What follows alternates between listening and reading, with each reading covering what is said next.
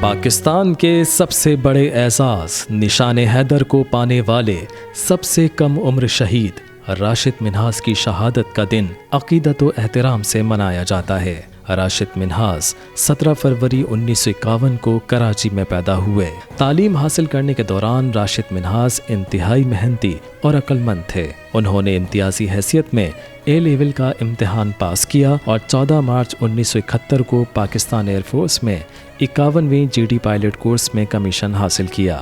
بعد ازاں راشد منہاس کو ابتدائی تعلیم اور تربیت کے بعد بحیثیت پائلٹ آفیسر لڑاکا تربیت اور کنورژن کورس کے لیے ماڑی پور مسرور ایئر بیس بھیجا گیا۔ 20 اگست 1971 کے دن راشد منہاس کی قربانی سے ایک ناقابل فراموش داستان رقم ہوئی۔ اس دن راشد منہاس اپنے انسٹرکٹر پائلٹ فلائٹ لیفٹیننٹ مطیع الرحمان کے ساتھ T-33 تربیتی طیارے میں سوار ہوئے۔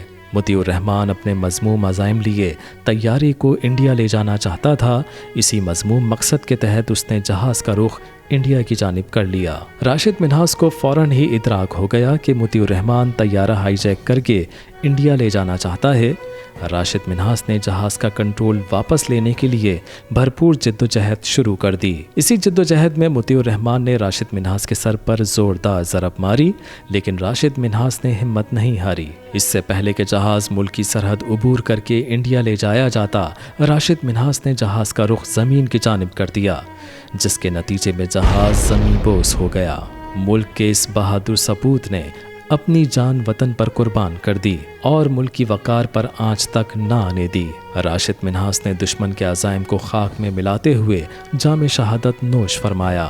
حکومت پاکستان نے راشد منہاس کی جرأت اور بہادری پر انہیں سب سے بڑا فوجی اعزاز نشان حیدر عطا کیا۔